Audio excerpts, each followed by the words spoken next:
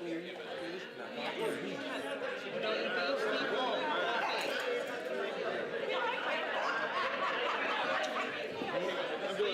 you some chicken spaghetti or something. Remember, she used to be in Southwest, and we would stop by the counter all the time. Yeah, but we would travel all the time. She's Southwest character. Yeah. Good Yeah, man. for a while, we worked for Southwest Airlines, so we would travel. Wait by the counter. Hey, I found out he was a man school.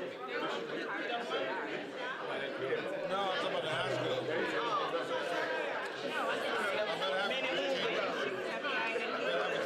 met last night.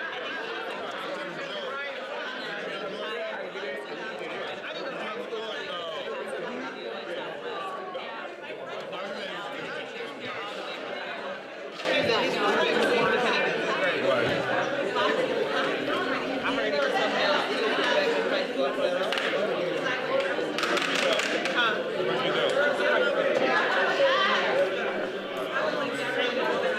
You want me to do it? You want me to do it?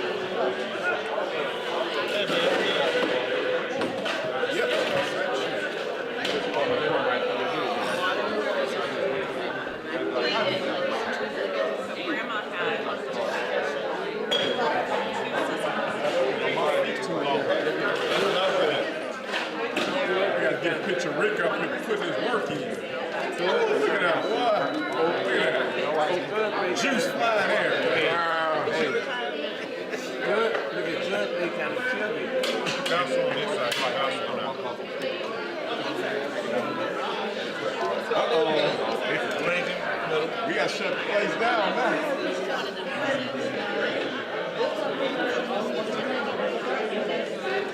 nothing like unbelievable. Unbelievable. What are they doing over there?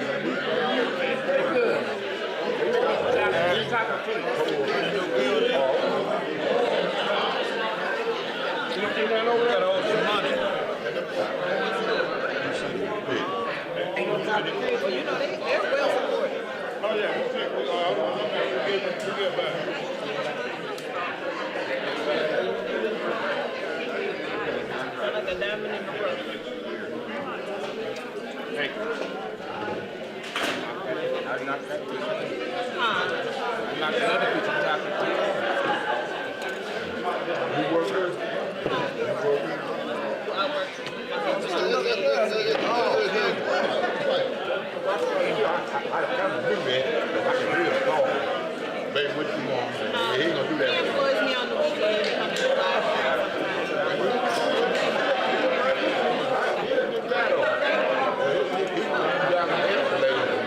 Oh yeah, it's good. You guys, You know. oh, you said you know?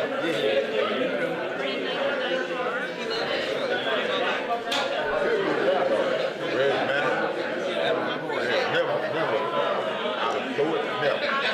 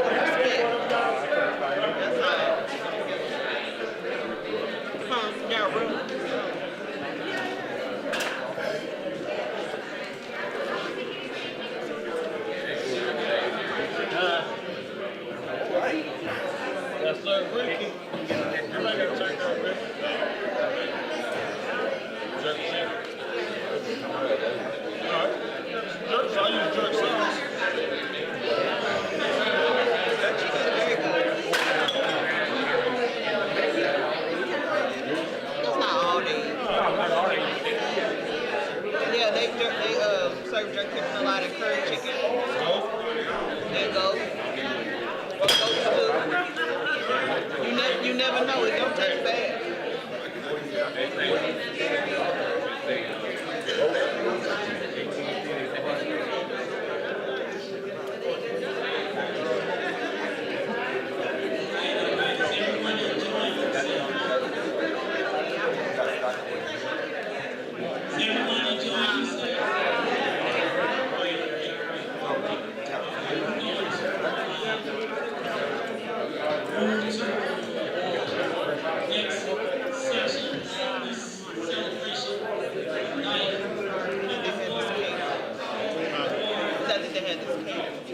Oh yeah, the guy. Chef. He did a very good job.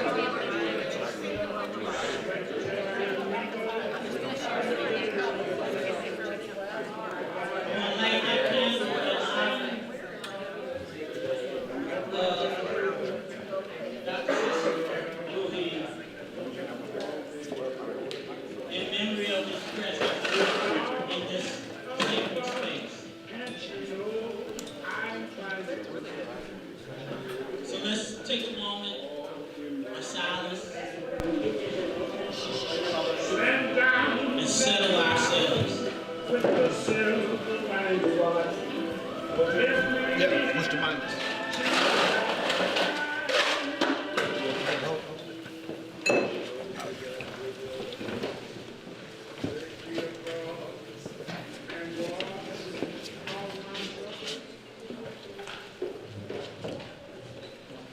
Amen. All right. Our first tribute this afternoon will come from Miss Lilia Abel. Is she present? Here. Here she is. All right, let's show her some love. Put our hands together.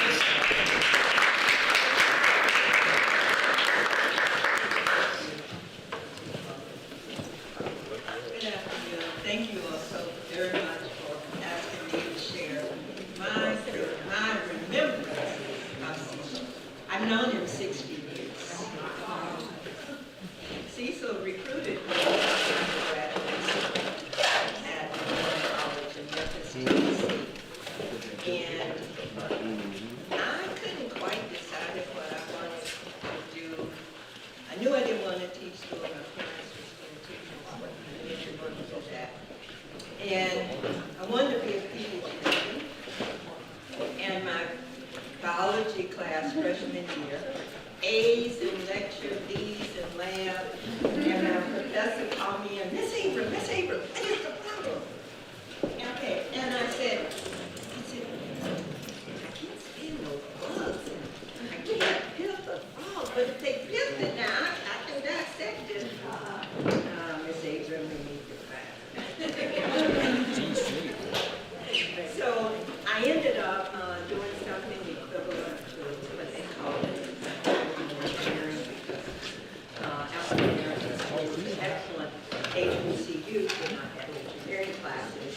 And I was in Memphis, and they said with Christian brothers and Blvds and all white, and I didn't feel like being bothered with that during that time. And so my senior year, I was looking on the bulletin board, and I saw something that said master's degrees in sanitary engineering. And I said, now what's that? Growing up again in Memphis, we were not allowed to call men who collected the trash garbage men. Oh, I don't know how we came up with it. We were just precocious little girls in sanitary engineering. That's what we're going to call it. So here I am looking, master's degrees in sanitary engineering. What is this? So I applied to WashU for a scholarship. See what happens, you know. And next thing I know, we're getting a call from WashU saying we'd like to come down and interview Miss Abram. And they didn't do that at the time you interviewed them. So a professor from the environmental, it was sanitary engineering, came down to Memphis, and Cecil was up, there was two of them that came down. teased me about this for forever and a day. They were talking about taking their daughter someplace southern to come to the house and meet the family.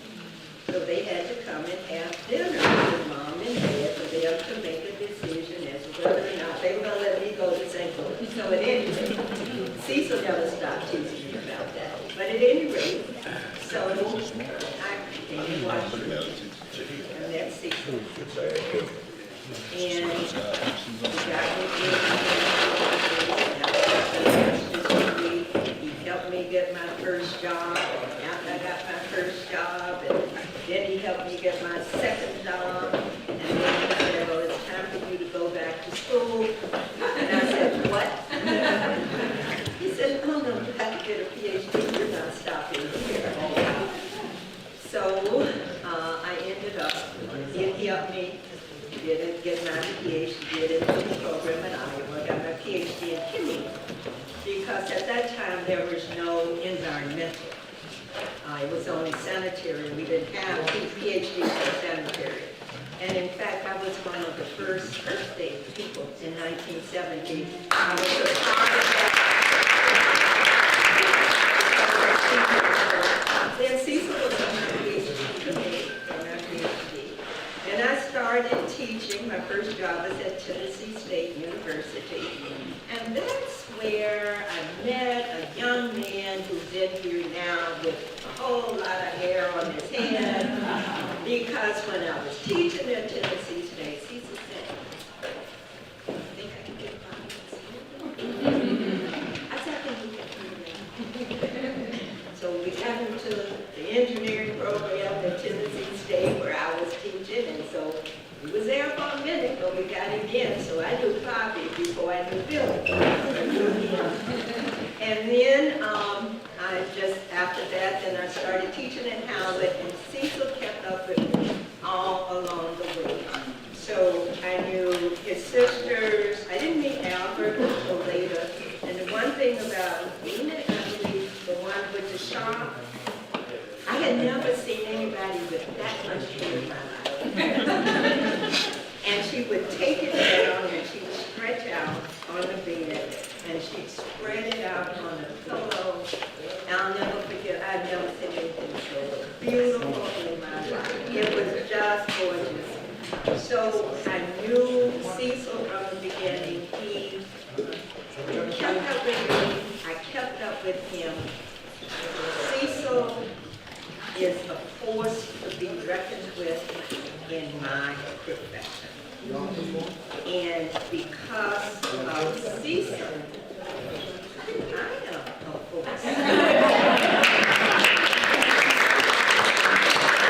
am a force to be reckoned with. And all of those things, because of Cecil, that you see behind his name, I have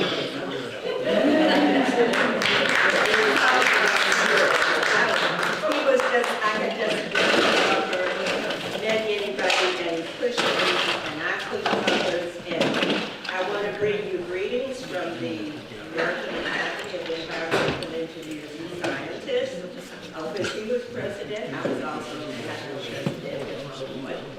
I'd like to bring you greetings from American Society of Civil Engineers, distinguished member.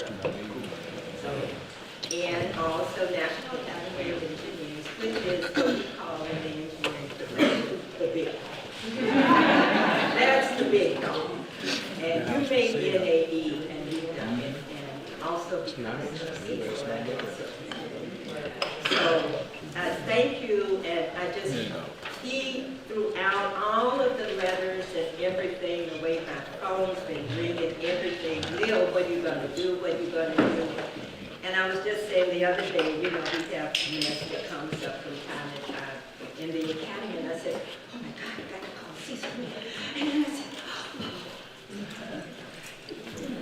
But I did talk to him, and he's just nieces, nephews, big shoes he has.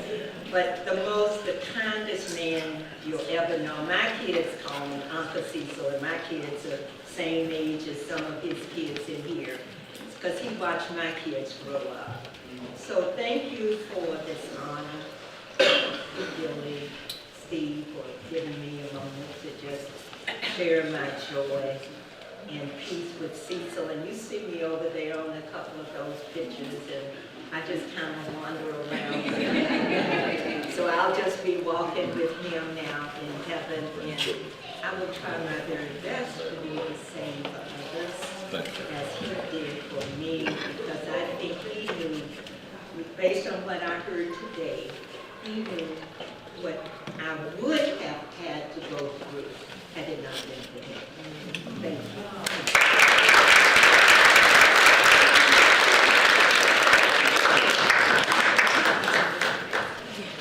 Thank you, Dr. Abrams. All right. So, here's the moment you get to tell your funny stories and all your memories of Dr. Lue-Hing. This is family and friends time. The only request that I have is keep in mind that there are many people who would like to share. So, keep your time limit based on right? Open mic, you can come. What?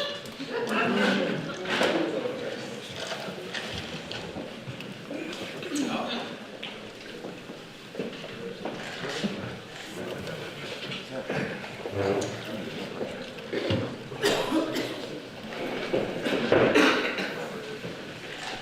Good evening. I am Donna Lue-Hing Castrota. I am the mother of Amrita, Erin, and Brandon Lue-Hing, ex-wife of Cecil Lue-Hing. I'm going to give you a funny story. Many years ago, I'm not going to go into everything. You know, you guys heard the whole story, and I'm just delighted and happy to be here. And on a few days before he passed, my girl said, "Mom, you got to go see Grandpa because he's asking for you every day." And so I decided to take a round trip because I just come back from Jamaica. We had a very serious accident there, so I had to go and see my stepson. And then on my way back, I stopped in New York and then caught a flight to St. Louis, my second time to St. Louis. And so when I got to the hospital, he was telling everybody this is my daughter. And they said, "Yeah, how many daughters you have?" He said, "I have plenty." Ladies, don't be jealous, because this is my favorite daughter. And he was just so happy to see me, and I was happy to see him. He told me how much he loved me. He asked me for forgiveness, and I always loved him because I remember when Cecil and I got together and we got married, he was just so supportive. And so I thank God for that blessing. But my funny story is, many years ago, he was awarded a big award at some hotel in Chicago. I think it was a Hilton. And so we were invited, big black tie event, hundreds of people there. And so the entire family went, my girls, the children, and Cecil. At the time we were married, and we attended the event. And we sat and we had a great time, wonderful speeches. I think it was his retirement party, right? No, I remember. And at the end of the party, lo and behold, Dr. Open and 3 children walked in their pajamas. Everybody's like, "Who is this children? Who is this children?" And it was our children. They decided to make a grand entry in their pajamas because the youngest one, that little troublemaker, said, "Let's go," and let's go. And of course, I got in trouble because they thought I instigated it. But then I explained to Dad that it wasn't me, it was Erin. Erin was always doing crazy little things, and I think he just enjoyed her mischievous ways, and so we got away with it. So that's my fun story, and I'm delighted to share that with you. May you all have a wonderful day. I'm delighted to meet you all. And if you didn't get to meet me, just come over and say hi, introduce yourself, and I'm very happy to give you a big hug. God bless you.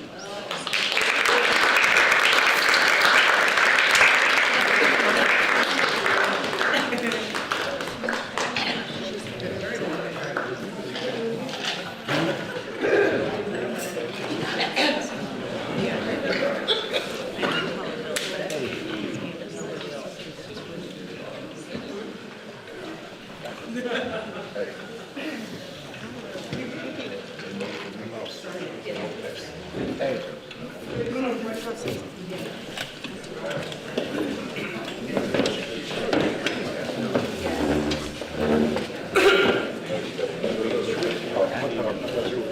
that's why I was waiting. That's why I was waiting for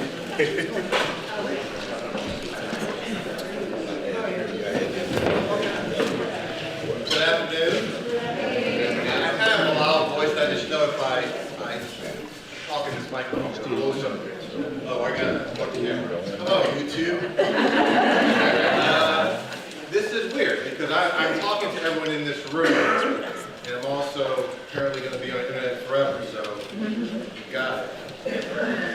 So I'm Jeremy Broussard. You're like, Broussard? I thought this is Lue-Hing's and Winningham. Well, I am Ken Winningham's son, the youngest son, or one of the younger sons, brother of Jeremy Winningham and Kenny Winningham. And I'm sort of the prodigal son who was just found only 13 years ago when I reconnected with my family. And I met my grandma and Cecil, or my granddad, and I call him Grandpa, 13 years ago. And what was so amazing to be at that first kind of family reunion in December of 2013, to meet all of you, was to be welcomed as if I'd always been there. To be just another member of the family. To have my kids, my then 2, now 4 daughters, and my wife, just be part of the Winningham family. And that was remarkable. With Grandpa, I'll be honest, we didn't have a lot of conversations early on. We maintained contact throughout the last 13 years. And it wasn't so much our interactions, but my observations of him that stayed with me. And what always struck me about Grandpa was his empathy. He met you where you are. He accepted you for who you were, completely. Good, bad, and different. A lot of what I've done in my career is work with people who are having the worst experience of their lives. They're the victims of domestic violence. They're the victims of child sexual abuse. They're the victims of rape, sexual assault. And I've learned it's very easy to want to question, why did you do this? Why didn't you just leave? Why wouldn't you do things or not do things? And to criticize them as opposed to just meeting where they are and accepting them for who they are and their imperfections. And what I've learned in the last 13 years of knowing Grandpa was that empathy. Not judging, putting yourself in their shoes, appreciating them for who they are, knowing we're all children of God and all imperfect in our own way. And with that, what I hope is the legacy of Grandpa is to continue to just meet people where they are, accept them for who they are, and to love them for who they are with all their imperfections. So thank you for allowing me just a few moments to introduce myself, and I just hope that memory and that legacy of him continues.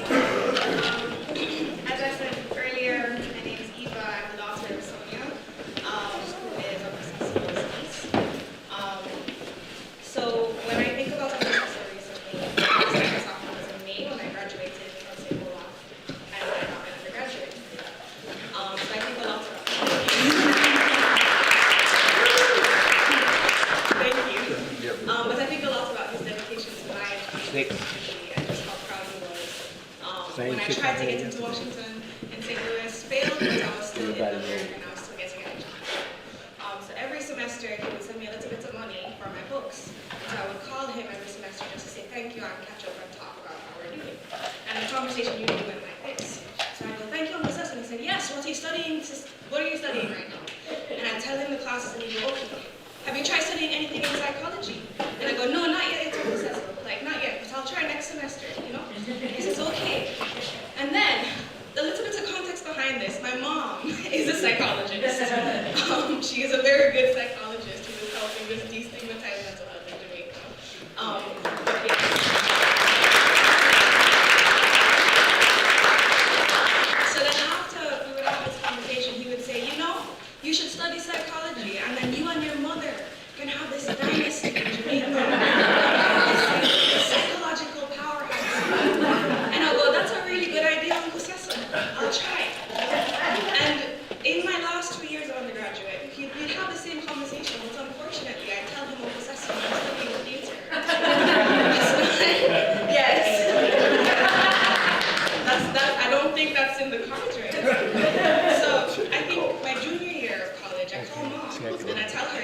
And as Mom mentioned in her remembrance, Cecil made this sort of promise to take care of his sister's daughter and son.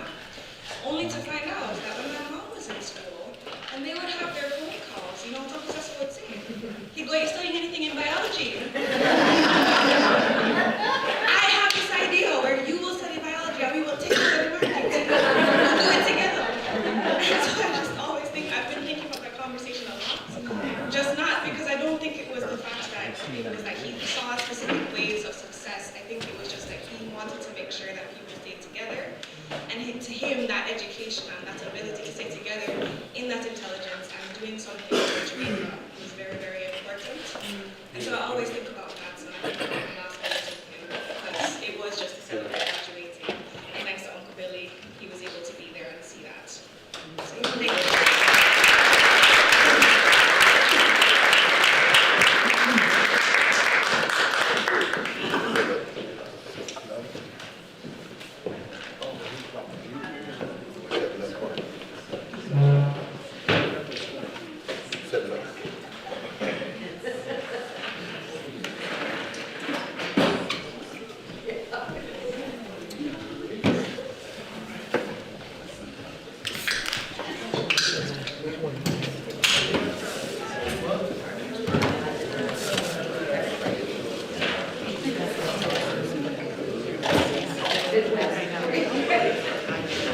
Are there others?